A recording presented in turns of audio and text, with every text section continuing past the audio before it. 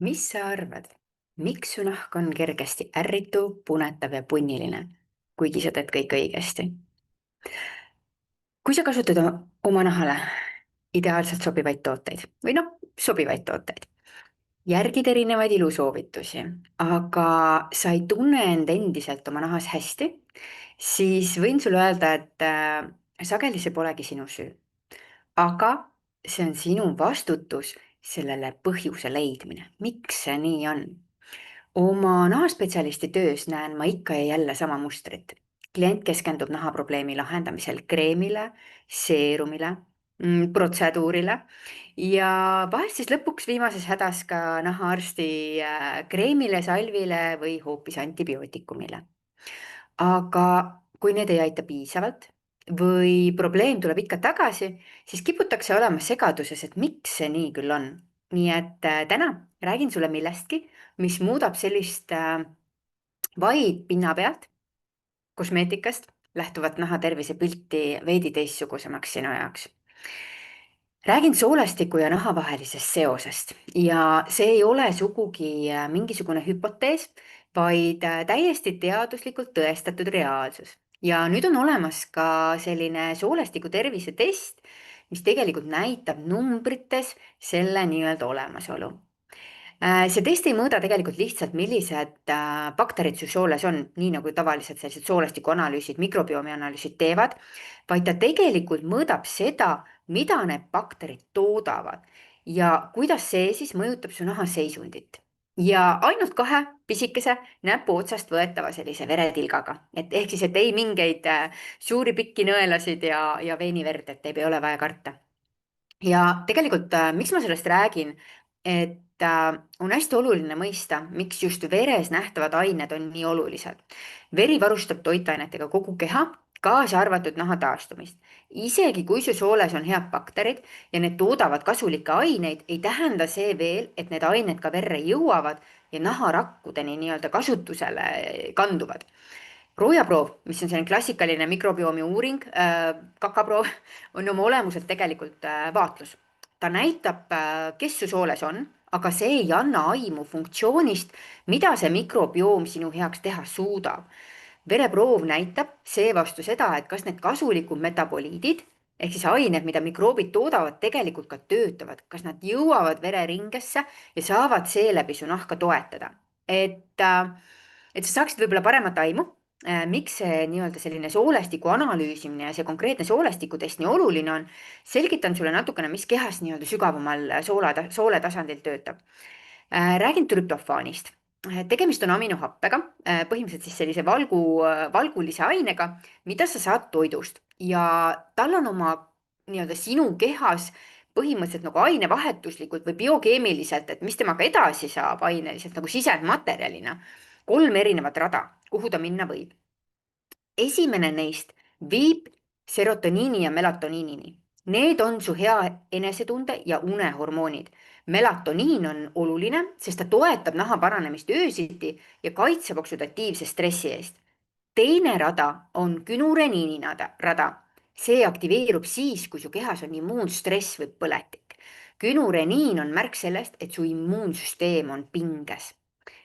Aga 3. rada, see on mõnes mõttes võib-olla isegi kõige huvitavam ja siin muudavad su soolebakterid sellesama trüptofaani aminohappe siis indool 3 propioonhappeks ehk lühendatult IPA-ks. Ja vaat see IPA on naha seisukohast sinu parim sõber. Ta tugevdab nahabarjääri, vähendab oksüdatiivset stressi ja hoiab põletikku kontrolli all.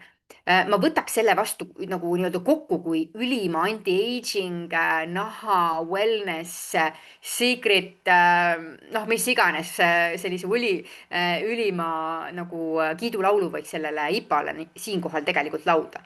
Ehk kui su sooles on piisavalt häid baktereid, sa toidad neid õigesti, toodavad nad rohkem seda IPA-t. Aga siin tuleb selline nagu paradoksiline selline koht sisse. Kui su kehas on tegelikult ülekaalus krooniline stress või põletik, suunatakse see trüptofaan pigem siis sellele künureniini rajale. See tähendab, et vähem on su kehas võimekust selle nii-öelda IPA tootmiseks ja vähem melatoniini sünteesiks. Selgitan siis sulle, mida see tähendab tegelikult võib-olla selliste erinevate nahahaiguste kontekstis. Hea näide psoriaas. Selle puhul on leitud, et nahas toimub trüptofani intensiivne lagundamine günureniiniks. Põletikulised tsütokiinid aktiveerivad neid ensüüme, mis tegelikult siis lagundavad või söövad, jutumärkides siis söövad trüptofani ära. Tulemuseks on tegelikult nahka vähem kaitsvaid metaboliite ja rohkem põletikku. Ka akne on huvitav, ehk soolebakterite toodetud need indoolid aitavad vähendada rasunäärmete liigtalitlust. Aga kui neid kasulikku baktereid on naha sees vähe, kehas vähe, siis on ka nii-öelda ipat vähe. Nahk jääb seeläbi nõrgemaks ja vastuvõtlikumaks ka tundlikkusele, paraneb aeglasemini. Rosaatse puhul on soolestiku telje kui sellise seosed tegelikult veelgi selgemad. Ehk siis rosaatse korral on tihti ka seedeprobleemid, alates kõhukinnisusest kuni peensoolebakterite ülekasvu ehk siiboni välja. Ja põletikulised tsütokiinid on siis need, mis tegelikult aktiveerivad siis seda nii-öelda günureniini rada ja vähendavad serotoniini taset. Ehk siis tegelikult on rosaatse ja selliste põletikuliste nahamurede käes kannatajatel, hea näide ka dermatiit, tegelikult sageli kogetakse siin ka ärevust ja meeleolulangust rohkem. Et dermatiidi puhul võib-olla tooks välja selle, et siin võib see nii-öelda günureniini tase olla kehas veel madalam, soolestikus siis või veres nii-öelda metaboliidina, aga samas kipub olema ka seda ipat väga-väga vähe. Ehk siis see viitabki nii-öelda kokkuvõtlikult sellele, et immuunsüsteem ei suuda seda põletikku korralikult reguleerida ja sa koged seda siis oma naha peal, eks ju. Melatoniini, unehormooni teema on täiesti omaette veel. Ehk siis kui trüptofaan, see aminohape, millest lõpuks melatoniin peaks saama, kui seda kasutatakse peamiselt selle günureniini tootmise jaoks või selle väljakujunemiseks, siis tegelikult melatoniini süntees kannatab. Et kui sa kujutad ette, et sul on üks õun, on ju, ja sellest tuleb mingi eine teha, et sa ei saa anda nagu sellest ei sööda tervet klassitäit lapsi ära, eks ju, et saavad ainult teatud mõned. Ja kui mingisugused on nagu aplamad, nagu see nii-öelda günureniini rada, selline stressialtim rada, siis tegelikult nendele headele jääb lihtsalt puudu, ei saa piisavalt. Aga melatoniin ei ole lihtsalt sinu une jaoks oluline ja seeläbi võib-olla nii-öelda meeleolu ja selle poole toetamiseks, vaid tegelikult on melatoniin ka sinu naha öine taastaja. Ta stimuleerib kollageni tootmist ja parandab UV-kahjustusi. Ehk siis, kui su kehas on krooniline tasakaalutus, stress, halb toitumine, soolestikus düsbioos, siis trüptofani kasutus läheb sõna otseses mõttes valesse suunda. Vähem ipat, vähem melatoniini, rohkem günureniini. Sina ei tunne ennast hästi, tuju on paha ja nahk ka korda ei saa. Ehk tähendabki seda, et nahk on pidevalt reaktiivne, ärritub kergesti, taastub aeglaselt, õhetab, kuumab. Et kui selle konteksti vaadata, siis mis sina arvad? Mis sinu soolestikus toimub? Kas seal on ülekaalus ja selline taastumine, paranemine või hoopis pidev stress ja puudujääk? Tegelikult saab ju seda mõõta. Kas sina tahaksid teada, kas sinu soole tasandil on keha heas korras, tasakaalus? Seni oli see võimatu, ehk rojaproovid näitasid neid baktereid, mis soolestikus on, mõõdeti ka, nii-öelda kaardistatakse nende DNA-d, et näha, kui mitmekesiselt neid seal on, aga see tegelikult ei näita seda, mida nad toodavad ja veretestid ei osanud mõõta selliseid õigeid markereid, aga see uus soolestiku tervisetest on siis põhimõtteliselt täiesti omanäoline kogu maailmas. See mõõdab funktsionaalset mikrobiomi väljundit, mitte ainult seda, millised bakterid su sooles on, vaid seda, mida nad tegelikult toodavad. Ja 2 tilga verega sõrme otsast saab siis see test mõõta 3 peamist markerit. IPAT, günureniini taset ja trüptofaani taset. Aga kõige olulisemad võib-olla hoopis ei ole mitte need üksiknäitajad, vaid hoopis need omavahelised suhted. Ehk siis IPA ja trüptofaani suhe näitab, kui efektiivselt su soolebakterid kasutavad trüptofaani kasulike metaboliitide tootmiseks ja kui see suhe peaks olema väga madal, tähendab see seda, et su mikroobikooslus ei tooda piisavalt keha ja naha jaoks kaitsvaid aineid. Günureniini ja trüptofaani suhe on omakorda immuunstressi indikaator. Kui see on kõrge, tähendab see, et su kehas on krooniline põletikuline protsess käimas, mis ei lase nahal paraneda, sõna otseses mõttes. Ja IPA ja günureniini suhe näitab tasakaalu kaitsvate ja stressipõhiste radade vahel. See on võib-olla kõige informatiivsem marker. Aga test ei anna ainult numbreid. ta annab sulle tegelikult ka personaalsed toitumissoovitused. Ehk siis, kui su IPA-tase on madal, tuleks suurendada oluliselt kiudaine rikaste toitude osakaalu. Kiudained on prebiootikumid, üldiselt siis taimsetest toitudest ja nad toidavad neid baktereid, mis toodavad IPA-t. Kui aga künureniini tase on kõrge, tuleb fookus suunata tegelikult stressi juhtimisele ja põletikuvastasele toitumisele, immuunsüsteemi rahustamisele. Praeguses, kuidas öelda, kiires elutempos, mida valdav enamus kogevad, elavad ja igapäevaselt, kuidas öelda, nagu millises rütmis elatakse, siis see juba iseenesest on väljakutse. Eriti kui sa taustal on siin aastate pikkune nahaprobleem, eks ju. Testi tulemusel saab hinnata ka probiootikumidega toetamise vajadust, ehk siis konkreetseid bakteritüvesid, mis on teadaolevalt head IPA tootjad. Või rõhutada hoopis une tähtsust, sest melatoniini puudus halvendab naha öist taastumist. Ja mis ma saan öelda?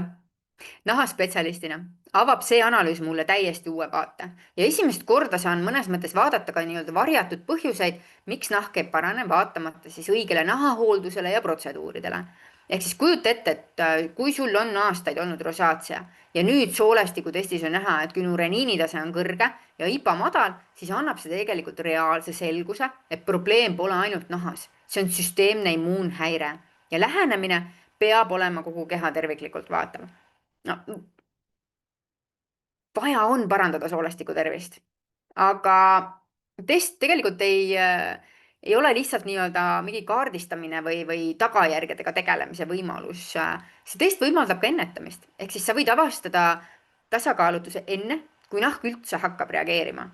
Kui su IPA tase langeb ja künureniini tase hakkab tõusma, saad tegutseda. See on väärtuslik tegelikult selline pikaealisuse, nagu tänapäeval tehakse seda biohacking ut ja enda tervise kaardistamist ja ise vastutuse võtmise, siis see on üliväärtuslik, et nahaprobleemide kujunemine, naha selline kiirenenud vananemine, mõnes mõttes on see aeglane protsess ja sul on võimalik hoida näppu või nii-öelda pilku seal peal ja seda tagasi keerata. Ehk siis enne, kui sa märkad mingisugust nahamuret, väga sageli on selline sisemine tasakaalutus kestnud juba kuid, võib-olla isegi aastaid. Ehk test iseenesest on lihtne teha.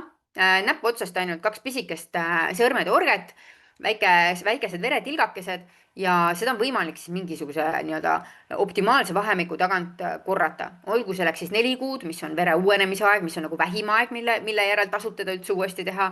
Või siis korra aastas vaadata, et kas sa oled heas kohas. Et näha, kas sinu elustiili muutused töötavad ja kui sa alustad sellist teadlikuma toitumisega tegelemist enesehoiuga ja järgmine test näitab, et su veres on IPA taset rohkem, siis tead, et tegelikult oledki õigel teel. Aga kui pidev stress on endiselt argipäeva osa ja siin testi foonil sa näed ka seda, et see künureniini tase püsib kõrge, siis siit omakorda saad aru, et tegelikult stress või stressi juhtimine õigemini vajab rohkem tähelepanu. Seda ei tohiks ignoreerida, kui sa tahad ennast päriselt oma kehas hästi tunda, eks ju. Ehk test annab sulle kompassi, ta näitab, kuhu su keha liigub ja millised muutused reaalselt toimivad. Ehk mina näen naha tervist, et kui sellist akent su keha sisemise tasakaalu vaatamisse. Ja kui nahk reageerib, siis su keha püüab sulle midagi öelda. Ja kui seni oleme kuulanud ainult naha häält läbi sümptomite, kas ta on kuiv ja ketendav, punetav ja punniline või hoopis sügeleb, siis nüüd reaalselt saame kuulata ka keha sügavamat häält. Seda, mis su soolestikus ja immuunsüsteemis toimub. Ehk siis see test ei ole mõnes mõttes nagu maagiline lahendus, vaid pigem tööriist, mis aitab mõista, miks su nahk käitub nii, nagu ta seda teeb. Ja kui sa oled tundnud nii-öelda proovinud erinevaid asju, tunned, et nagu nüüd on nagu absoluutselt kõikidest asjadest on nagu isu täis, aga lahendust ei ole, nahk reageerib ikka, siis võib-olla tulebki vaadata sügavamale. Võib-olla on vastused sinu soolestikus olemas. Ja selline teaduspõhine lähenemine on parim viis selguse jaoks, et mitte ainult selle kohta, mis su nahas valesti on, vaid ka selle kohta, et kuidas seda parandada, sest tulemused tulevad koos siis toitumissoovitustega. Ehk siis soolestiku terviseanalüüsi, kui see sind kõnetab, saad sa tellida siis siin video alt oleva info kaudu. Sa saad seda analüüsi teha kodus, 2 pisikest tilgakest verd, kõik vahendid selle jaoks on kaasas ja saata siis laborisse väga mugavalt pakiautomaadi kaudu. Kui sa oled tellimuse teele saatnud, saad minult enda emailile siis juhised analüüsi täpsemaks tegemiseks ja laborisse saatmiseks. Ja kui analüüsi vastused on käes, need tulevad tavaliselt kuskil 2-3 nädalaga, siis tulemuste tõlgendamiseks sinu naha kontekstis, sinu tervise kontekstis ootab sind siis minuga 30-minutiline veebikonsultatsioon.